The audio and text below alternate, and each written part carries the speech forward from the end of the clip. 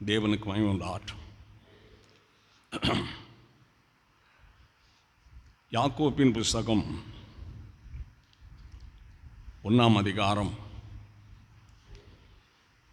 4வது வசனத்தில், யாக்கோப்பு 1:4, நீங்கள் ஒன்றிலும் குறைவுள்ளவர்களாக இராமல் பூரணராயும் நிறைவுள்ளவர்களாயும் இருக்கும்படி பொறுமையானது பூரண கிரியை செய்ய கடவது என்று எழுதப்பட்டிருக்கு. வசனத்தை கவனிங்க. நீங்கள் ஒன்றிலும் குறைவுள்ளவர்களாக இராமல், நீங்கள் ஒன்றிலும் குறைவுள்ளவர்களாக இராமல் பூரணராயும் நிலை உள்ளவர்களாயும் இருக்கும்படி பொறுமையானது தேவனுக்கு மகிமை உண்டாகட்டும். பூரணராயும் நிறைவுள்ளவர்களாயும் இருக்கும்படி, பூரணம் நிறைவு, பொறுமையானது பூரண கிரியை செய்ய கடவுது என்று எழுதப்பட்டிருக்கு. தேவனுக்கு மகிமை உண்டாகட்டும். இது கடைசி காலம், இது கடைசி காலம். எல்லாரும் வாய் தந்த ஆண்டவரை துதிப்போம். இந்த கடைசி நாட்களில் கர்த்தருக்கு ஸ்தோத்திரம் உண்டாகும்.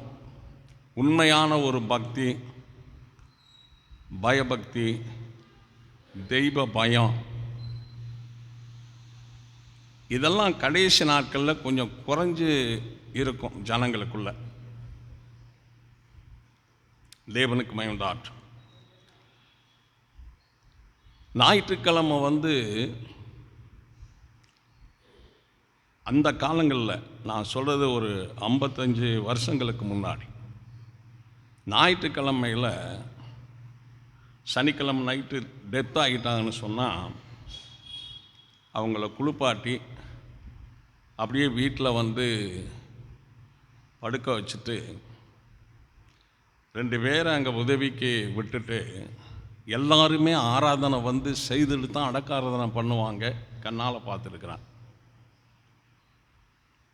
ஆராதனையை ரொம்ப முக்கியப்படுத்துவாங்க அந்த காலத்தில் இருந்த தேவனுடைய ஜனங்கள். எல்லாரும் கர்த்தரை துதிப்போம். ஞாயிற்றுக்கிழமை எந்த ஃபங்க்ஷனும் வைக்க மாட்டாங்க, விளையாட்டுக்கு செய்ய மாட்டாங்க.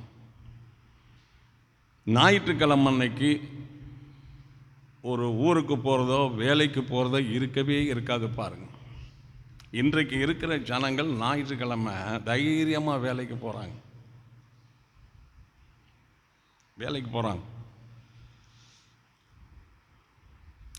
எல்லாரும் கர்த்தரை துதிப்பாங்க. இப்போ எல்லாரும் நம்ம மேலே அன்பாக இருந்தாலும் இல்லைனாலும் தேவன் உங்கள் மேலே அன்பாக இருந்தால் தான் சகலமாக ஆசீர்வாதமாக இருக்கு. ஆண்டவருடைய அன்பை நாம் பெறணும், ஆண்டவருடைய இரக்கத்தை நாம் பெறணும். எல்லாரும் வாய் தந்த ஆண்டவரை துதிப்பாங்க. உபாகமம் 33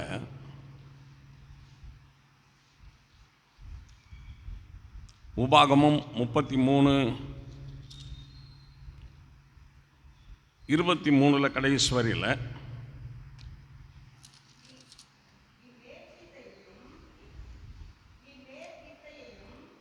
உபாகமம் 33:23 கடைசி வரி,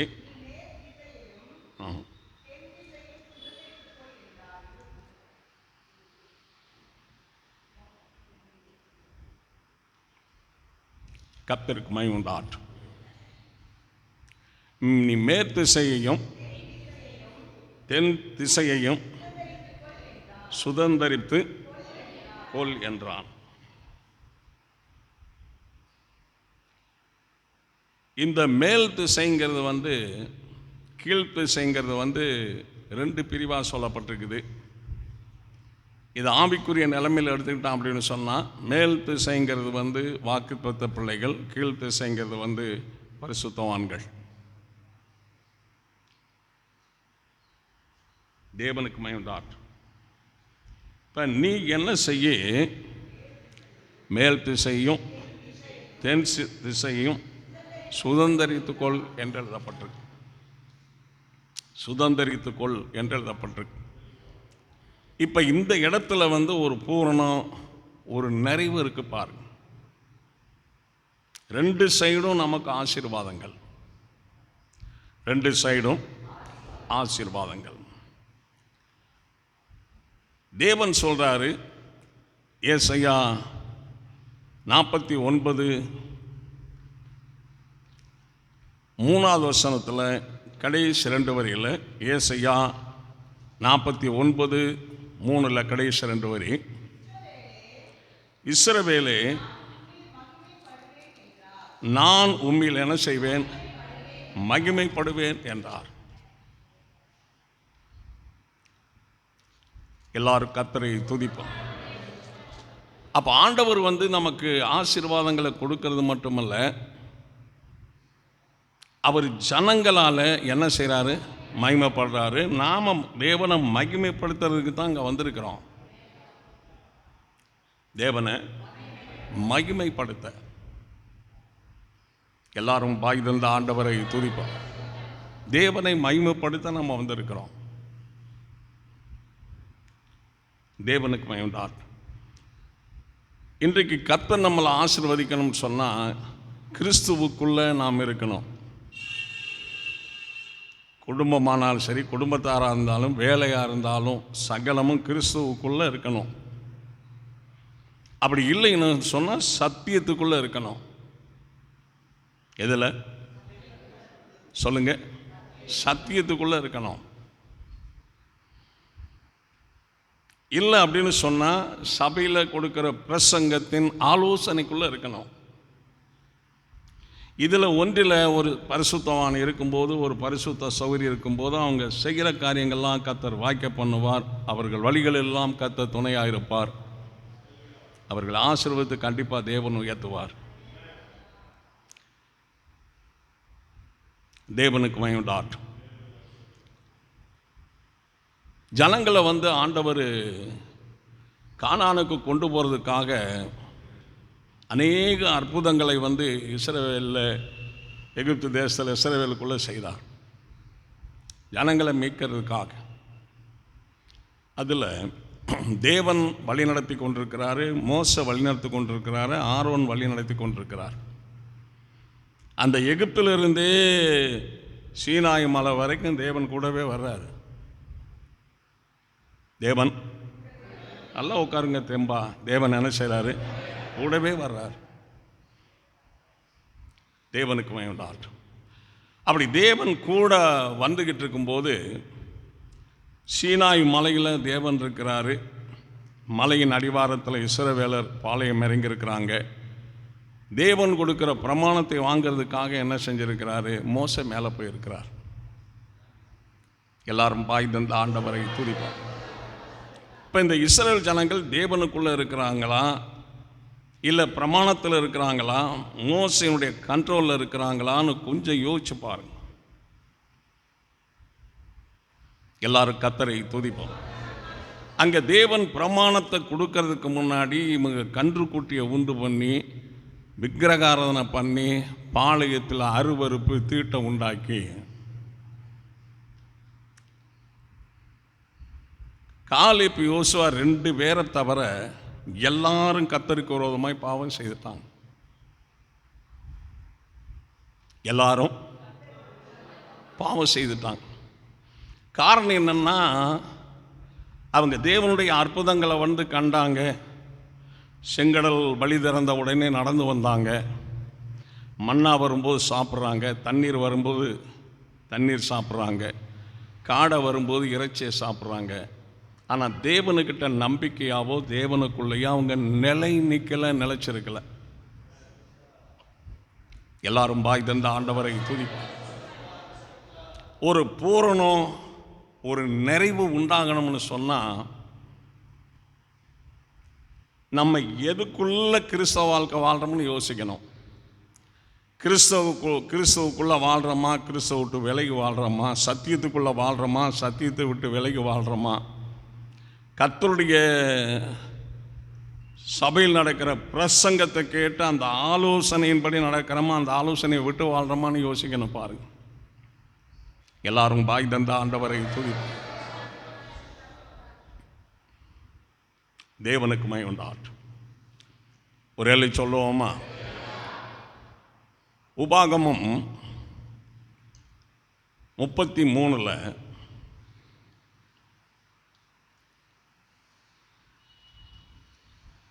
உபாகமம் 34:9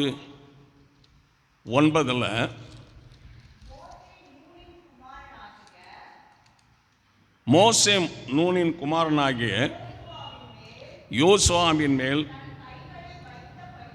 தன் கைகளை வைத்தபடினால்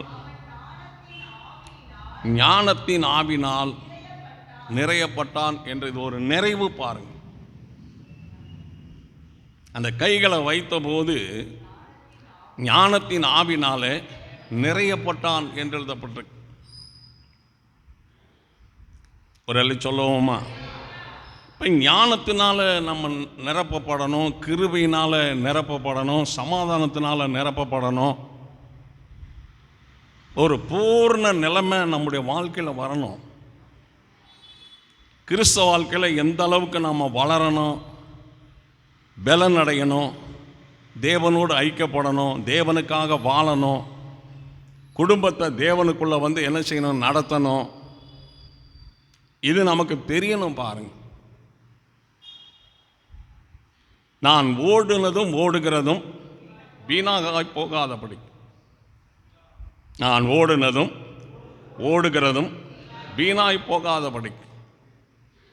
இப்போ முன்னாடி நான் செய்த ஆவிக்குரிய வாழ்க்கை, இப்போ செய்கிற ஆவிக்குரிய வாழ்க்கை வீணாக போயிடக்கூடாது.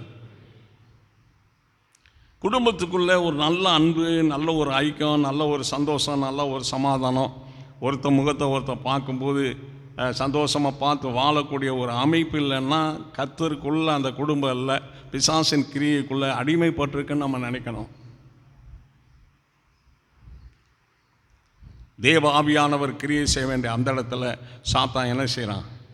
கிரியை செய்துக்கிட்டு இருக்கிறான். எல்லாரும் பாய் தந்த ஆண்டவரை துதிப்பான். சாத்தான் கிரியை செஞ்சுக்கிட்டு இருக்கிறான். தேவனுக்கு மகிமை உண்டாகட்டும். யோபின் புஸ்தகம் 28ஆம் அதிகாரம், யோபு 28:18 கடைசி வரியில், முத்துக்களை பார்க்கிலும் ஞானத்தின் விலை உயர்ந்தது. முத்துக்களை பார்க்கிலும் இப்போ யோசுவா தலையின் மேலே கை வச்ச உடனே அவர் ஞானத்தின் ஆவினாலே நிரப்பப்பட்டார். ஞானத்தின் ஆவினாலே நிரப்பப்பட்டார். இந்த யோபு 28:18 சொல்லப்பட்டிருக்குது, முத்துக்கள் விலை, முத்துக்களுக்கு தங்கத்தை விட முத்துக்களுக்கு விலை உயர்ந்தது. அந்த முத்துக்களின் விலையை பார்க்கலும் ஞானத்தின் விலை உயர்ந்தது. பிறக்கும் போதே மகனை ஞானமுள்ள மகனா, மகளை ஞானமுள்ள மகளாய் வளர்க்கணும். தகப்பன் ஞானமுள்ளவராக இருந்து தாய் ஞானமுள்ளவர்களாக இருந்தாலும் அந்த குடும்பம் தெய்வீக குடும்பமாக இருக்கும். பாருங்கள், தெய்வீக குடும்பமாக இருக்கும். ஒரு பரிசுத்தமான ஆசீர்வதிக்கப்படணும், ஒரு பரிசுத்த சௌகரி ஆசீர்வதிக்கப்படணும் சொன்னால் நல்ல எண்ணமே 24 மணி நேரமும் இருக்கணும். ஒரு சகோதரி ஆசீர்வதிக்கப்படணும்னா நல்ல எண்ணமே நாள் முழுவதும் இருக்கணும். நம்ம நன்மை செய்கிறவெல்லாம் இருக்கணும். நாம் நன்மை செய்கிறவெல்லாம் இருக்கணும். எல்லாரும் பாய் தந்த ஆண்டவரை துதிப்பான். ஒரு டைம் இந்த மாதிரி செய்யணும்னு சொல்லியாச்சுன்னா ஆயுள் காலம் முழுவதும் செய்யணும். அப்போ தான் கிறிஸ்தவ வாழ்க்கையில் நம்ம மேன்மை அடைய முடியும். 100 காரியங்கள் செய்கிறோம்னு சொன்னால் 100 தடவை சொல்லி செய்கிற காரியங்களாக இருக்கக்கூடாது. ஒரு டைம் சொன்னால் ஆயுள் காலம் முழுவதும் செய்யணும். ஒரு வேளை சொல்லுவோமா? குடும்பத்தோடு சேர்ந்து வாழ்கிற வாழ்க்கை இருக்கும், குடும்பத்தை விட்டு பிரிஞ்சு வாழ்கிற வாழ்க்கை இருக்கும். அப்போ ஒரு திருமணம் பண்ண வரைக்கும் எல்லாம் ஒரு வீட்டில் இருப்பாங்க. திருமணம் பண்ணின பிறகு திருமணமானவங்களை தனி வீட்டில் இருப்பாங்க. ஆனால் அன்பு, பாசம், போக்குவரத்து, கிரிகள் ஒன்றாக இருக்கும். அது வரணும் அப்படின்னு சொன்னால் அந்த தெய்வீகமாக இருக்கணும். யாருக்கும் கெடுதல் செஞ்சால் நாம் கெட்டே போயிடுவோம் பாருங்கள்.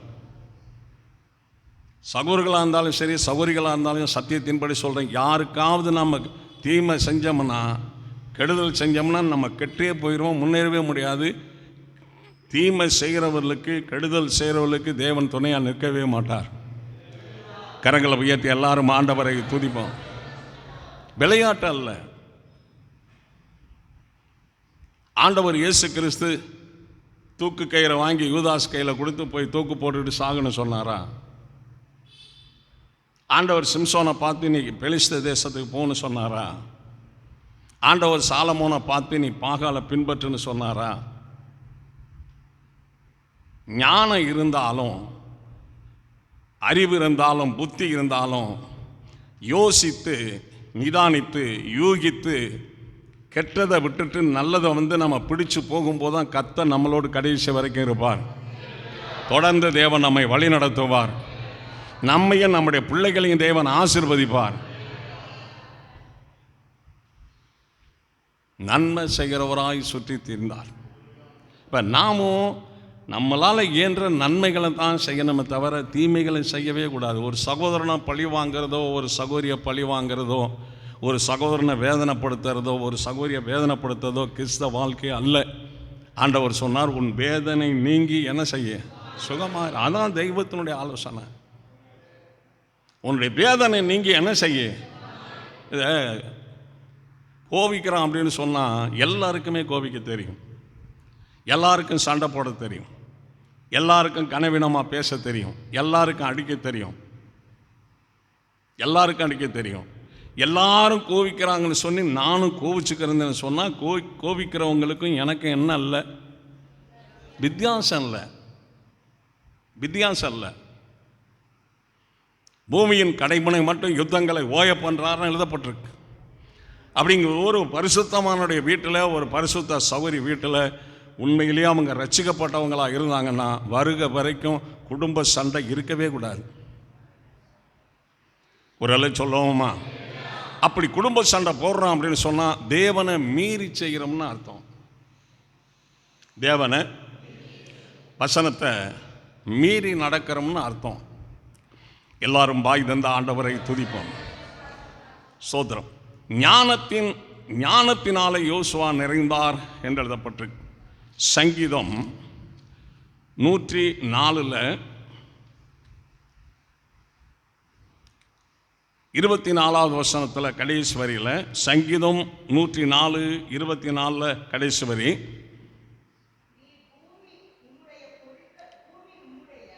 பூமி உம்முடைய பொருள்களினால் நிறைந்திருக்கிறது. நல்லா யோசிங்க. ஆண்டவர் ஏழையும் கிடையாது. ஆண்டவர் மனுஷனிடத்தில் ஒன்று கேட்டு வாங்கி வாழ்கிறவரும் கிடையாது. அவர் பரிபூர்ண ஐஸ்வர்யமுடையவர், பூர்ண சம்பனர் ஆண்டவர் இயேசு கிறிஸ்து. ஒரு குறைவும் இல்லாதவர் தேவன். மனுஷனுடைய வாழ்க்கையில் இருக்கிற குறைவுகளை அவர் என்ன செய்கிறார்? நிறைவாக்குறார். நான் ரட்சிக்கப்படாத ஜனங்களோடு கூட கொஞ்ச நாள் வாழ்ந்துக்கிறேன். ரட்சிக்கப்பட்ட பிறகு எல்லாரும் பாய் தந்த ஆண்டவரை துதிப்போம். ஞாயிற்றுக்கிழமை நான் தேவனை ஆராதிக்கிறதுக்காக ஆலயத்துக்கு வருவதற்கு தீவிரமாக இருப்பேன். விடிய காலம் 4 மணிக்கெல்லாம் எந்திரிச்சு ஆயத்தமாவேன். சரி அப்படின்ட்டு 6:30 மணிக்கு வீட்டை விட்டு இறங்கினேன்னு சொன்னால் 8:30 மணிக்கு சர்ச்சுக்கு வந்துடுவேன். 2 மணி நேரம் நடந்தே ஆகணும். நான் ஒரு 8 கிலோமீட்டர் இருக்கு. 2 மணி நேரம் நடக்கணும். ஒரு நாள் 7 மணிக்கு வீட்டை விட்டு நான் கிளம்பும்போது 9 மணிக்கு சர்ச்சுக்கு வந்தேன். உடனே டயத்தை மாற்றினேன்.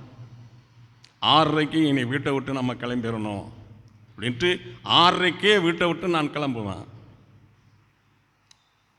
வீட்டில் சொல்லுவாங்க, சிட்டை தர்றோம், பணம் தர்றோம், இதெல்லாம் போய் நீ வாங்கிக்கிட்டு வீட்டுக்கு வா, இன்னைக்கு ஆராதனைக்கு போகாட்டி என்ன? குடும்பம் சொல்கிறத கேளு. எல்லாரும் பாய் தந்த ஆண்டவரை துதிப்போம். நான் போகமாட்டேன் அப்படின்னு சொன்னால் நீங்கள் கேட்கணும். ஞாயிற்றுக்கிழமை தேவனுக்கு மட்டும்தான் ஆராதனை செய்வேன், மற்ற வேலைக்கு நான் போக மாட்டேன் செய்ய மாட்டேன்னு நீங்கள் சொன்னால் கேட்கணும். நீங்கள் பிடிவாதம் பண்ணக்கூடாது. நாங்கள் என்ன சொல்கிறோமோ அதை கேளு. கையில் பிடி, போ வாங்கிட்டு வா. சரி கொண்டாங்க அப்படின்னு வாங்கி பாக்கெட்டில் வச்சுக்கிட்டு நேராக சர்ச்சுக்கு போய் ஆராதனையை முடிச்சுட்டு சர்ச்சில் கொஞ்ச நேரம் ரெஸ்ட் எடுத்துட்டு சாயங்காலம் ஓப்பனியருக்கு போய் ஐயாவோட பல கிராமங்களில் ஓப்பனியரை முடிச்சுட்டு திரும்ப சாயங்காலம் வந்து ஆராதனை பண்ணிவிட்டு நைட்டு அங்கேயே தங்கிட்டு இவங்க சொன்னதெல்லாம் காலையில் வாங்கிட்டு வந்து கையில் கொடுத்துருவான்.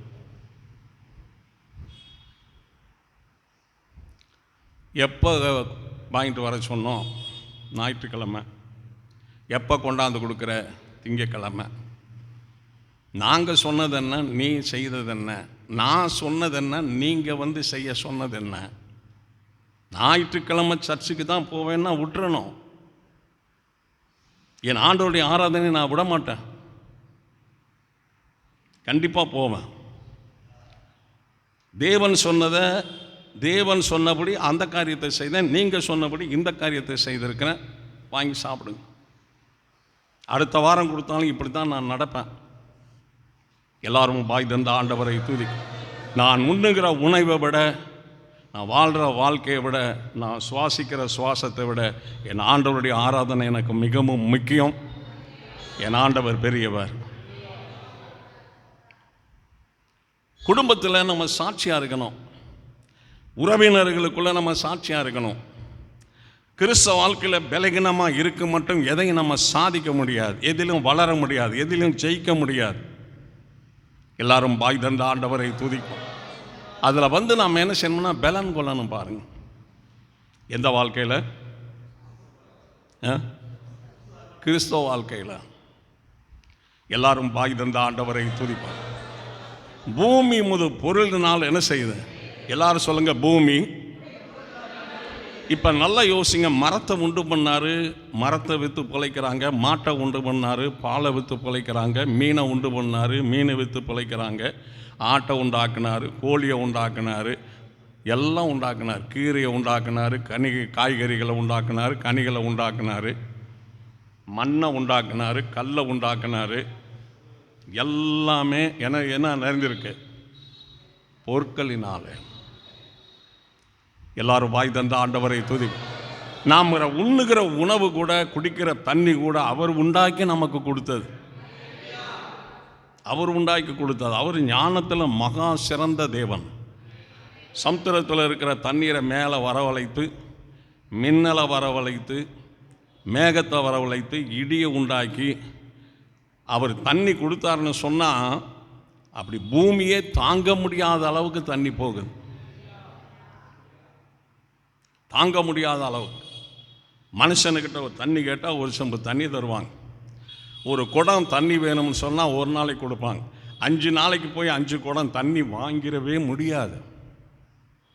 ஆனால் தேவன் கொடுக்கிற தண்ணீரை சகல ஜீவராசிகளும் சாப்பிட்டு குளித்து சந்தோஷமாக வாழ்ந்து கொண்டு இருக்கிறது. ஒரு டம்ளர் தண்ணி எடுக்கிறோம்னா அது யாருடைய தண்ணீர்? இஸ்ரவேலின் தேவனாகிய கர்த்தர் நமக்கு அனுப்பி தந்த தண்ணீர். அதுக்கு நன்றி சொல்லணுமா இல்லையா?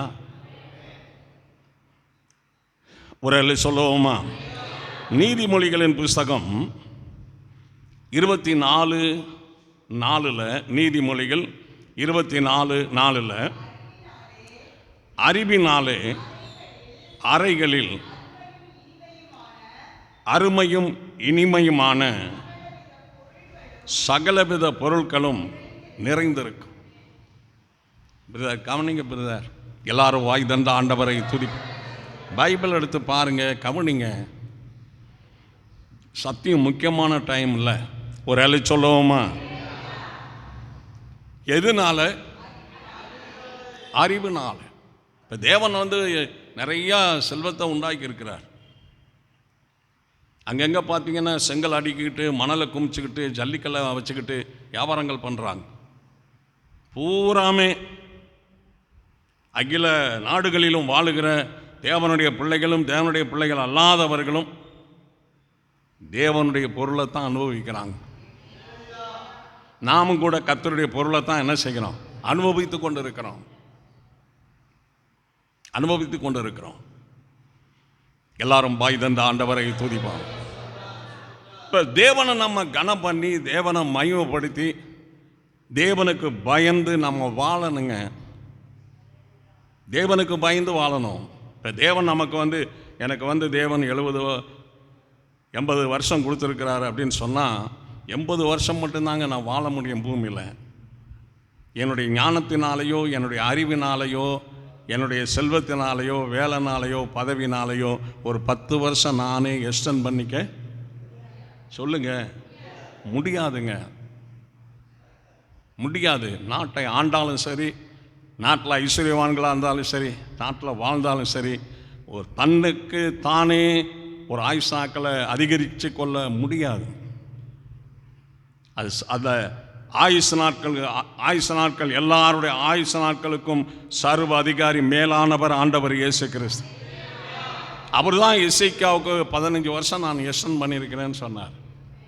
அப்படியே தேவன் நமக்கும் ஆயுசு நாட்கள் என்ன செய்வார்? எக்ஸ்டெண்ட் பண்ணுவார். 85வது வருஷத்துக்குள்ளே நுழைவுங்கிறதுக்கு ஒரு கடுகத்தன நம்பிக்கை இல்லாமல் நான் 2024வது வருஷத்தில் வாழ்ந்துக்கிறேன். எந்திரிக்கவே முடியல, பூமியில் நிற்கவே முடியல, ஒரு ஸ்டெப்பு வச்சு நடக்கவே முடியல. தேவனுக்கு மகிமையுண்டாகட்டும். நான் சொன்னேன் ஆண்டவர்கிட்ட, தேவனே ஒரு காரியத்தை நான் ஆண்டவர்கிட்ட சொல்லலான்னு விரும்புகிறேன், தயவு செய்து கேளுங்க. நான் மரிக்கிறதுனால எனக்கு எந்த பிரயோஜனம் கிடையாது. மரிக்கிறதுனால சத்தமாக சொல்லுங்கள், மரிக்கிறதுனால எனக்கு எந்த பிரயோஜனம் இல்லை. நான் மரிக்கிறதுனால உங்களுக்கும் பிரயோஜனம் கிடையாது. நான் உயிரோடு இருந்தேன்னு சொன்னால் கர்த்தருடைய வார்த்தையை பேசுவேன், வசனத்தை பிரசங்கிப்பேன். நான் இருக்கிறது உங்கள் பார்வைக்கு நலமாக இருக்குமானால், எனக்கு இவ்வளோ வருஷம் கொடுங்கன்னு நான் கேட்கல, நீங்கள் கொடுக்குற வருஷத்தை எனக்கு கொடுத்து என் நாட்களை எக்ஸ்டெண்ட் பண்ணுங்கன்னு வேண்டிக் கொண்டேன். 2025 ஆண்டுக்குள்ளே வருவதற்கு கர்த்தர் அனுக்கிரகம் செய்திருக்கிறார். அப்படியே கர்த்தர் உங்களையும் நடத்துவார். இந்த கண் கொடுத்தது தேவன், நாவை கொடுத்தது தேவன், செவியை கொடுத்தது தேவன், ஒரு பிரைன் நம்ம கட்டளிட்டது தேவன், ஹார்ட் நம்ம கிடைச்சது கர்த்தரால். ஞாபக சக்தி உள்ள மனிதர்களாய் நம்மை தேவன் படைத்திருக்கிறார். அது தேவன் கொடுத்தது. பாருங்க, எல்லாரும் பாய் தந்த ஆண்டவரை துதிப்பார். தேவன் கொடுத்தது. புதன்கிழமை சாயங்காலம் 5 மணிக்கு வாங்கன்னு சொல்லி சனிக்கிழமை சொன்னாங்கன்னா அந்த அப்படியே ஞாபகத்திலிருந்து புதன்கிழமை போயிடுறோம். பார்த்தீங்களா? அந்த ஞாபக சக்தி இல்லாமல் இருந்திருந்தால் உலகம் இயங்காதுங்க. நம்ம ஆண்டவர் ரொம்ப நல்லவர். மனுஷனை அறுத்து கழித்து பார்த்தோம்னு சொன்னால் பூரா சதத்துண்டாக தான் இருக்குது. எல்லாமே சததாங்க. இருதயத்தெல்லாம் எடுத்து வெளியில் போட்டு பார்த்தோம்னா ஒன்றுமே இல்லை. அது இந்த நாவு பேசுது பார்த்தீங்களா?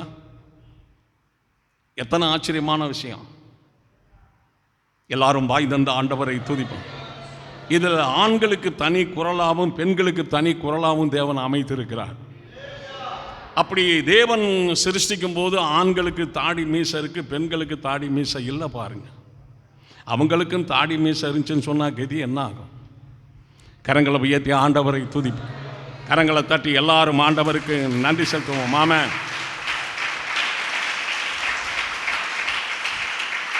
ஆண்டவர் இயேசு கிறிஸ்து சர்வ சாமர்த்தியம் உள்ளவருங்க. அவர் செய்ய நினைத்தது ஒன்று என்ன செய்ய முடியாது. ஒரு தேசத்துக்கு அவர் நன்மை செய்வார். அந்த தேசம் தவறு செய்யும்போது ஒரு தேசத்துக்கு தண்டனை கொடுப்பார், ஒரு ராஜ்யத்துக்கு தண்டனை கொடுப்பார், ஒரு ராஜாவுக்கு தண்டனை கொடுப்பார். அந்த ராஜாவின் கீழே இருக்கிற எல்லா ஜனங்களுக்கும் ஆண்டவர் தண்டனை கொடுப்பார். தேவன் தண்டித்தா எந்த போலீஸும் போய் அரெஸ்ட் பண்ணவே முடியாது, ஏன் செய்தன்னு கேட்கவே முடியாது. அவர் எல்லாம் செய்ய சர்வ வல்லமையுள்ள தேவனாக இருக்கிறார். இன்றைக்கு நம்மில் ஒரு பூரணம் உண்டாகணும். சொல்லுங்க, என்னிலே என்னிலே என்னில ஒரு நிறைவு உண்டாகணும். அப்படி அந்த பூரணமும் அந்த நிறைவும் எனக்குள்ள உண்டாக வேண்டுமானால் நீடிய பொறுமை எனக்கு இருக்கணும். எல்லாரும் சொல்லுங்க, நீடிய பொறுமை. அன்பா பேசும்போது தாங்க ஜனங்கள் கேட்பாங்க, நம்மளை ஏற்றுக்கொள்வாங்க. கோபமாக பேசுனா, சண்டை போட்டேன், கெட்ட வார்த்தை, ஆமாம் அவன் கிடக்கிறான் அப்படின்ட்டு போயிடுவாங்க. மதிக்க மாட்டாங்க, மதிக்க மாட்டாங்க. உண்றதுனால நமக்கு மதிப்பு வராது, உடுத்துறதுனால நமக்கு மதிப்பு வராது, பெரிய வேலைகளை செய்கிறதுனால மதிப்பு வராது, அதிக செல்வங்களை சம்பாதிக்கிறதுனால மதிப்பு வராது. அன்புனால தான் நமக்கு மதிப்பு அதிகமாக கூடும். அதனால ஆண்டவர் சொன்னார், என்னுடைய அன்பில் என்ன செய்யுங்க, உன்னிடத்தில் நீ அன்பு கூறுவதை போல பிறனிடத்திலும் அன்பு கூறுவாயாகன்னு சொன்னார். கர்த்தருக்கு விரோதமாக வாழ்ந்த குடும்பத்தில் நான் பிறந்தவன் தாங்க. இன்றைக்கு ஆண்டவருடைய சபையை எப்படி நடத்திக்கிட்டு இருக்கேன்னு உங்களுக்கே தெரியும். இதை கற்றுக்கொள்ள, இதில் வளர்ச்சி அடைய எவ்வளவு பிரயாசப்பட்டேன்னு ஆண்டவருக்கு தான் தெரியும். எல்லாரும் பாய் தந்த ஆண்டவரை துதிப்போம். சும்மா வெளியில் வந்து ஒரு கல்லை ஊனி வச்சிருக்கிறான், அந்த மாதிரி சபையில் வந்து ஒரு கல் வந்து சேரில் உட்காந்துட்டு போன மாதிரி ஆராதிக்கூடாதுங்க. நல்லா பாடணும், துதிக்கணும், கையை அசைக்கணும், ஸ்தோத்திரம் பண்ணணும், அலையா சொல்லணும். நாவு தேவனுக்காக பேசணுங்க. இங்கே நாவு பேசாமல் ரேஷன் கடையிலையும் ஜவுளி கடையிலையும் வேலை ஸ்தலத்திலையும் ஒரு ஃபங்க்ஷன்லையும் போய் நாவு பேசிக்கிறது தேவன் எப்படி மகிமைப்படுவார்? இங்கே தான் நம்முடைய ஆண்டவரை நாம் மகிமைப்படுத்தணும். அதுக்கு தான் நாம் இங்கே கூடி வந்திருக்கிறோம். கரங்களை தட்டி கர்த்தருக்கு நாம் நன்றி சொல்லுவோம். ஆமென்.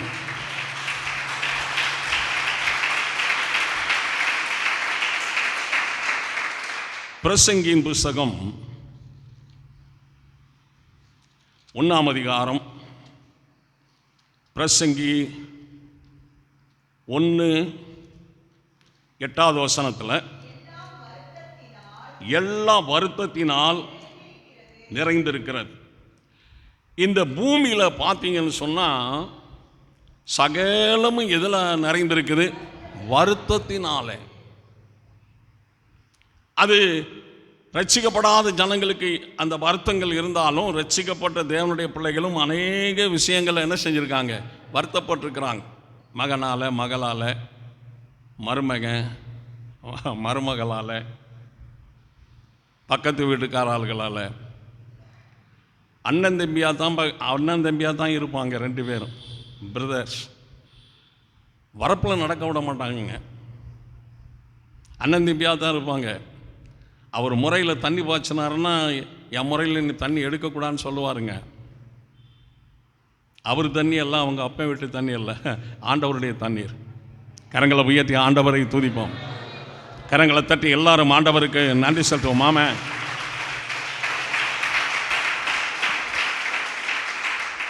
இன்னும் நம்மை ஆசீர்வதிக்க தேவன் ஆவலோடு காத்திருக்கிறார்.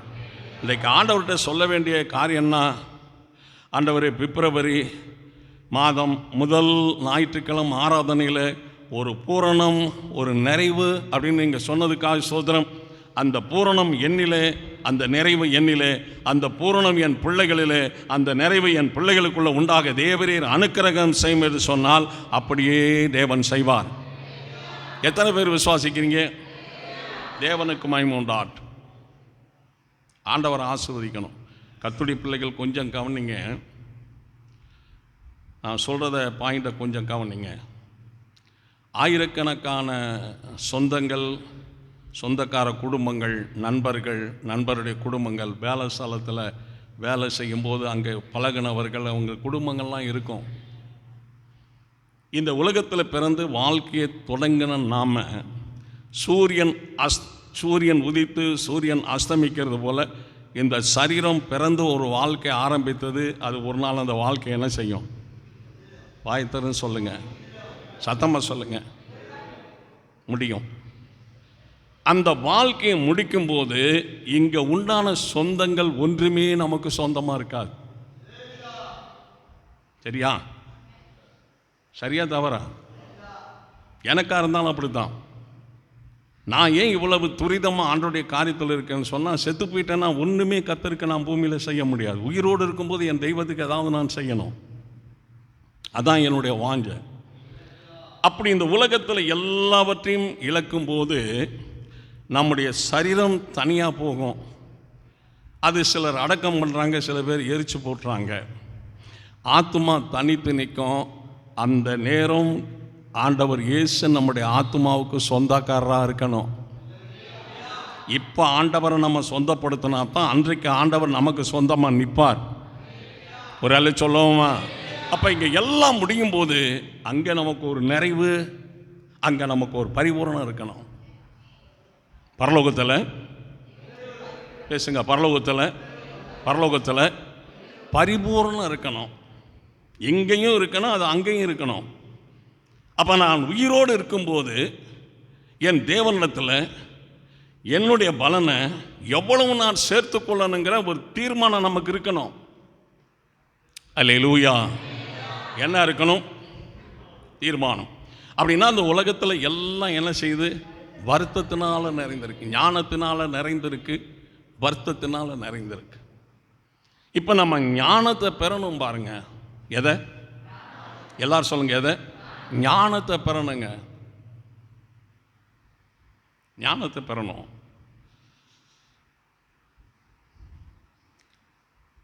என்னுடைய அப்பாவுடைய அப்பா மலேசியாவில் தாங்க அவர் தொழில் செய்து மலேசியாவிலே மரித்து மலேசியாவிலே அடக்கம் பண்ணப்பட்டுட்டார்.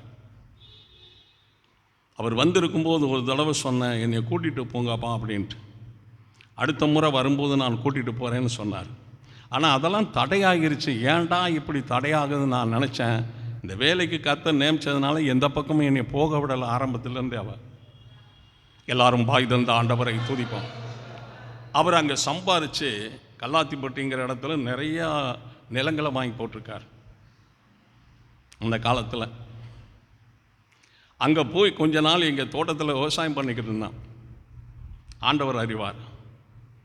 விவசாய வேலை ஃபுல்லாக எனக்கு தெரியும். எந்த வேலை செய்தனாலும் வளர்ச்சிக்காகவே நான் பிரயாசப்படுவேன். ஒரு எழு சொல்லுவோமா? அப்படி நான் வேலை செஞ்சு அதெல்லாம் பண்ணிக்கிட்டு இருந்தேன். இப்போ நான் ஆண்டவரை ஏற்றுக்கொண்டதுனால வீட்டிலேயோ நிலத்திலேயோ பணத்திலேயோ நகையிலையோ கடன்லையோ, எனக்கு கடன்லேயும் ஒரு பங்கு இருக்குது அந்த வீட்டில். தேவனுக்கு வேண்டார்.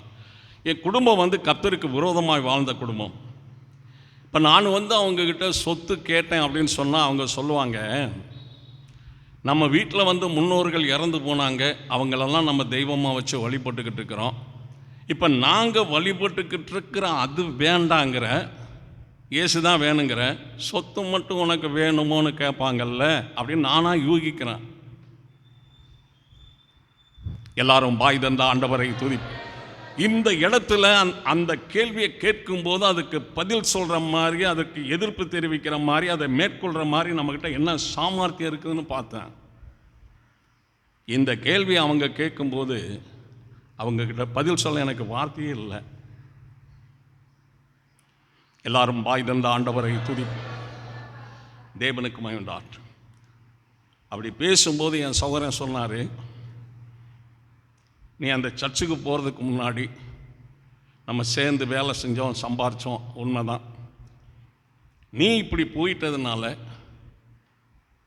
நான் அதில் எந்த இதுலேயும் உனக்கு நான் பங்கு தர மாட்டேன் அப்படின்னு சொன்னார். அப்படியே வார்த்தையை நிப்பாட்டினேன். இப்போ நான் சொல்கிறத கேள்.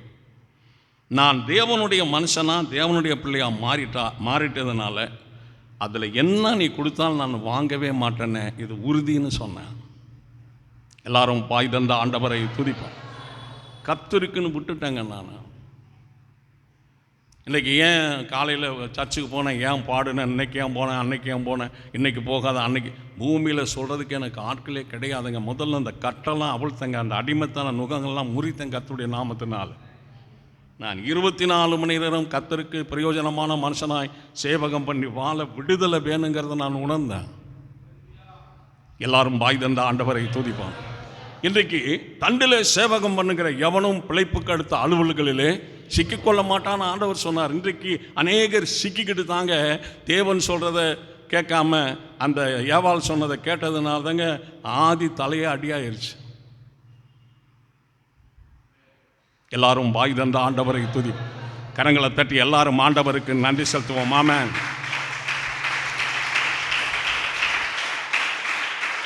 இப்போ கிறிஸ்துவோடு எவ்வளவு அன்பாக இருக்கிறோம், கிறிஸ்துவோடு எவ்வளவு ஐக்கியமாக இருக்கோம், கிறிஸ்துவின் மேலே எவ்வளோ அன்பு கூறுறோம், கிறிஸ்துவை எவ்வளோ விசுவாசிக்கிறோம், கிறிஸ்துவின் மேலே நம்பிக்கை எவ்வளோ வைத்திருக்கிறோம், கிறிஸ்துவுக்காக நம்முடைய கிரியைகள் எவ்வளவு பழகி பெருகி வந்துக்கிட்டு இருக்குது. நம்ம மேலே தேவனுக்கு ஒரு நல்ல அன்பு இருக்குதா, நம்ம மேலே தேவனை ஒரு நம்பிக்கை வச்சிருக்கிறார், நாம் தேவனை நம்புறது போல கர்த்தர் நம்மளை நம்புகிறாரா? பிரதர், எல்லாரும் வாய் தந்த ஆண்டவரை துதிப்போம்.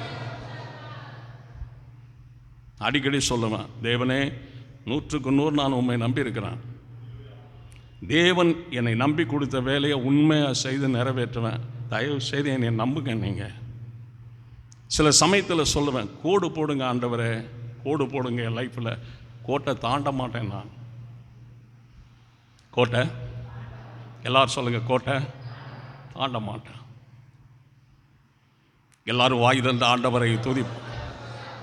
அதுக்கு பிறகு அந்த குடும்பத்தார இடையில நான் பார்க்கும்போதெல்லாம் அவங்க கடலை எடுத்து ரோட்டில் போட்டு அதை காய வச்சுக்கிட்டு இருப்பாங்க.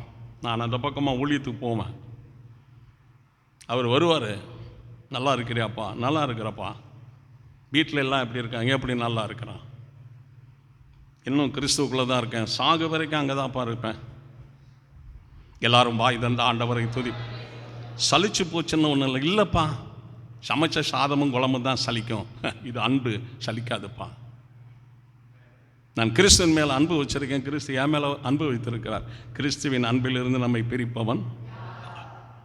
எல்லாரும் வாய் தந்த ஆண்டவரை துதிப்பான். உடனே மனைவியை கூப்பிட்டு கடையில் ஒரு 1/2 மூட்டை கடலை கட்டிட்டு வா, கொடுத்த விட போய் பிள்ளைகளுக்கு கொடுக்கட்டும் அப்படி. இந்தாப்பா, அது எனக்கு தேவையில்லை. நான் உயிரோடு இருக்க வரைக்கும் உங்கள் குடும்பத்தில் யார் வீட்லேயும் ஒரு சொட்டு தண்ணி தொட மாட்டேன். நான் என் பிள்ளைகளுக்கு கடலை வேணும்னா அங்கே ரோட்டு கரையில் விற்கிறாங்க, ஒரு படி வாங்கி கொடுக்குறேன், சாப்பிட்டுக்கட்டும். இது நாங்கள் சாப்பிடக்கூடாது, கர்த்தர் வருத்தப்படுவார். கரங்களை தட்டி எல்லாரும் ஆண்டவருக்கு நன்றி செலுத்துவோம்.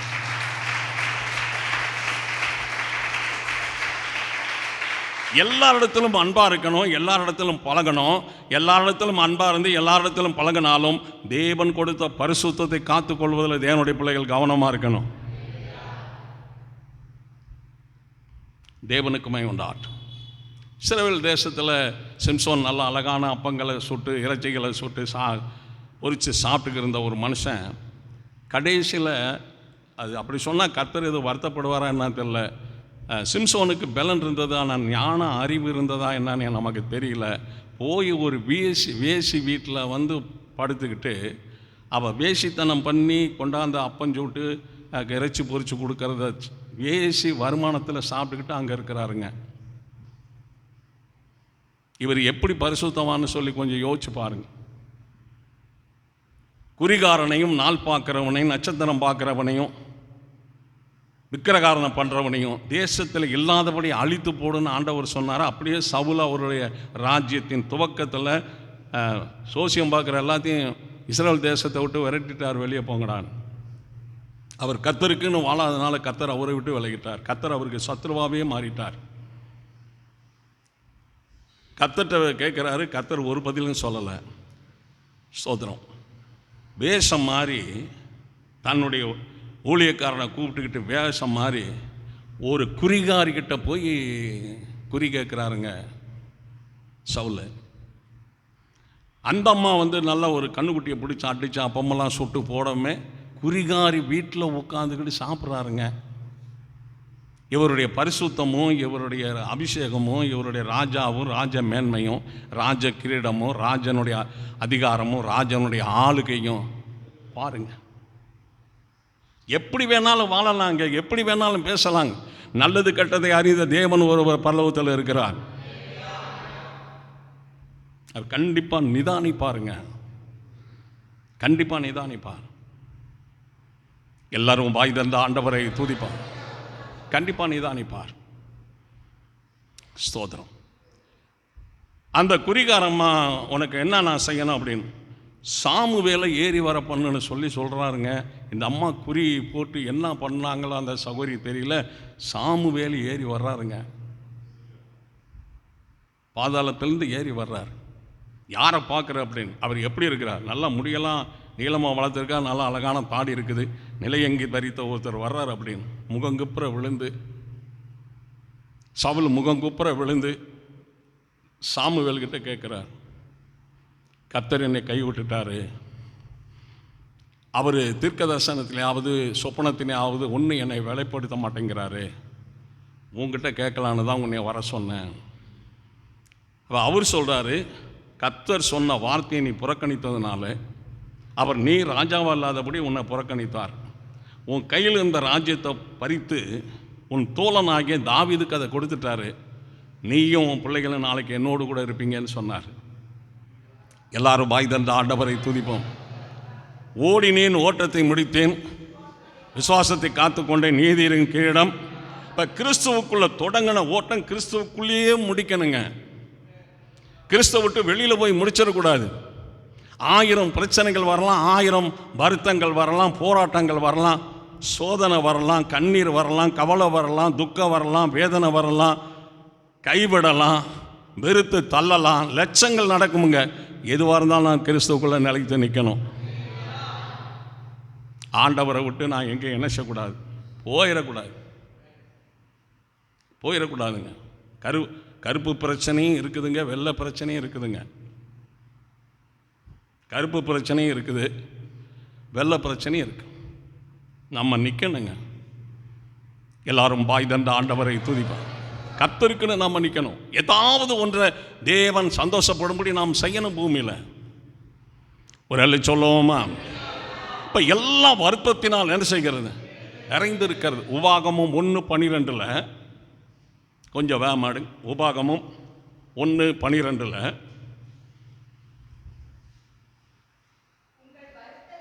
உங்கள் வருத்தத்தையும் உங்கள் பிரயாசத்தையும் வழக்குகளையும் நான் ஒருவனாய் தாங்க முடியாது. தாங்கிறது எப்படி? இந்த இஸ்ரவேல் ஜனங்கள், புருஷர்கள், ஸ்திரீகள் எல்லாருடைய வருத்தத்தையும் நான் ஒருவனாய் என்ன செய்ய முடியாது? தாங்க முடியாதுயா. அதிபதிகளை ஏற்படுத்துங்க. மத்தேயு 11ஆம் அதிகாரம் 28வது வசனத்தில், மத்தேயு 11:28 வருத்தப்பட்டு பாரம் சுமக்கிறவர்களே, நீங்கள் எல்லாரும் என்னிடத்தில் வாருங்கள், நான் உங்களுக்கு இளைப்பாறுதல் தருவேன் என்றார். இந்த அகில உலகத்திலும் இருக்கிற சகல ஜனங்களையும் பார்த்து சொல்றாரு. அவர் எந்த விதமான மார்க்கத்தையோ, எந்த விதமான பாசையோ, எந்த விதமான ஜாதியோ பார்க்காம கர்த்தர் சொல்றாரு, வருத்தப்பட்டு பாரம் சுமக்கிற நீங்கள் எல்லாரும் என்ன செய்யுங்கள்? என்னிடத்துல வாருங்கள். ஒரு சொல்லுவோமா? அப்ப இங்க எல்லாம் வருத்தமாய் உலகத்துல எல்லா மனுஷியாலே, சகல வேலைகளாலே, சகல பிரயாணங்களால, சகல காரியங்களினால எல்லாம் வருத்தமா இருந்தாலும் ஆண்டவருக்குள்ள வரும்போது நம்முடைய வருத்தத்தை கர்த்தர் மாற்றி விடுதலை கொடுக்கிறார். நான் உங்களுக்கு என்ன செய்வேன்? இளைப்பாறுதல் தருவேன். இளைப்பாறுதல். இப்போ வருத்தம் இல்லாமல் நம்ம வாழலாம். பின்னாடி கூட வரும் பாருங்க, பின்னாடி வருமுங்க. நான் வாழ்ந்தாலும் இயேசுவுக்காக நான் வாழ்வேன். ஒருவேளை இந்த பூமியில் மடிவேனானால் அந்த உத்தமருக்காகவே நான் மடிவேங்கிற வைராக்கியம் நமக்கு இருந்தால் தான் கடைசி வரைக்கும் நிற்க முடியும். எல்லாரும் பாய் தந்த ஆண்டவரை துதிப்போம். நம்ம சர்ச்சில் ஆராதனை செய்கிறது ஒன்றுங்க. கர்த்தருடைய பிள்ளைகளுக்கு இருக்கிற 2 பாயிண்ட். கர்த்தர் சபையில் உட்கார்ந்து ஆராதனை செய்கிறது. 2வது கர்த்தருக்கு ஒரு காணிக்கை கொடுக்கறது. இது 2 தாங்க சர்ச்சுக்குள்ளே நமக்கு ஒரு பாக்கியமாக தேவன் வச்சிருக்கிறார். ஆராதனை செய்வதும் ஆண்டவருக்கு கொடுப்பதும். இதில் தாங்க சிலர் கைவரிசையை காட்டுவாங்க. அதை குறித்து நான் கவலையப்படுவதில்லை. காரணம் என்னென்னா, 54 வருஷமாய் என் மாஸ்டர் என்னை தொடர்ந்து நடத்தி கொண்டு இருக்கிறார். கரங்களை உயர்த்தி ஆண்டவரை துதிப்போம். கரங்களை தட்டி எல்லாரும் ஆண்டவருக்கு நாம் நன்றி செலுத்துவோம். ஆமென்.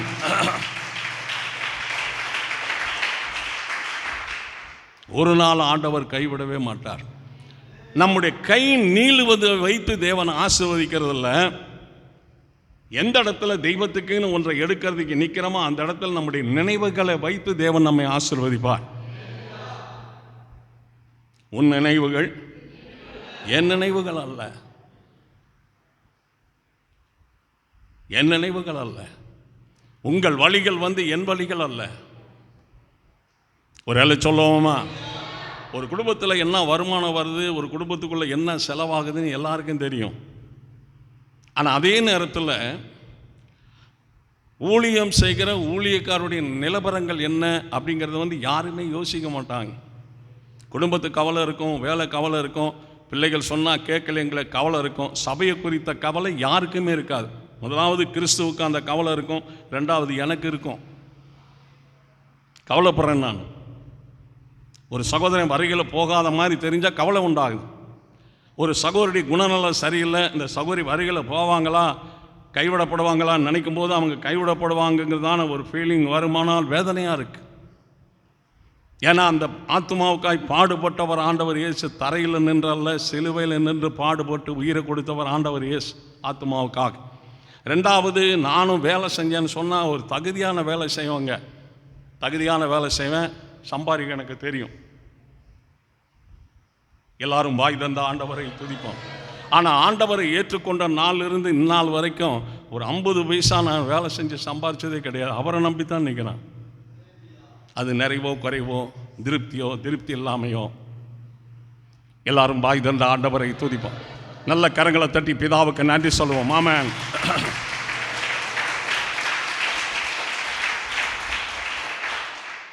நீங்கள் எல்லாரும் என்னிடத்தில் என்ன செய்யுங்கள்? பிலிப்பியரின் புஸ்தகம் 1ஆம் அதிகாரம் 10வது வசனத்தில், பிலிப்பியர் 1:10, தேவனுக்கு மகிமையும் துதியும் உண்டாகும்படி இயேசு கிறிஸ்துவினால் வருகிற நீதியின் கனிகளால் நிறைந்தவர்களாகி. இப்போ முதலாவது ஞானத்தினாலே நாம் என்ன செய்யணும்? நிரம்பணும். சொல்லுங்க. ரெண்டாவது, தேவனுடைய பொருட்களினால், அந்த அறிவினாலே அறைகளில் அருமையும் இனிமையான பொருட்கள் நிறைந்திருக்கும் என்று எழுதப்பட்டிருக்கு. ஞானத்தின் நிறைவு, பொருட்களின் நிறைவு, இங்கே கனிகளினால ஒரு நிறைவு. ஒரு ஆளு சொல்லுங்க, தேவனுக்கு மகிமை உண்டாகட்டும். இயேசு கிறிஸ்துவினால வருகிற அந்த நீதியின் கனி, அந்த கனி அன்பு, சந்தோஷம், சமாதானம், நீடிய பொறுமை, தயவு, நற்குணம், விசுவாசம், இச்சை அடக்கம், ஆவியின் கனி. அது இருக்கணுங்க. கிறிஸ்துவின் சந்தோஷம் நம்ம இருக்கணும், கிறிஸ்துவின் சமாதானம் இருக்கணும், கிறிஸ்துவின் அன்பு இருக்கணும். ஒரு சகோதரனை பார்க்கும்போது மனமாற முகத்தை பார்த்து, வாங்க பிரதர் நல்லா இருக்கீங்களா, வாங்க சிஸ்டர் நல்லா, அப்படி பேசணுங்க. அப்படி பேசணும். எல்லாரும் வாய் தந்த ஆண்டவரை துதிப்போம். ஒரு சகோதரனுக்கு, ஒரு சகோதரிக்கு கெடுதல் செய்யணும்னே நம்ம வருஷக்கணக்கில் நினச்சிக்கிட்டு இருக்கக்கூடாதுங்க.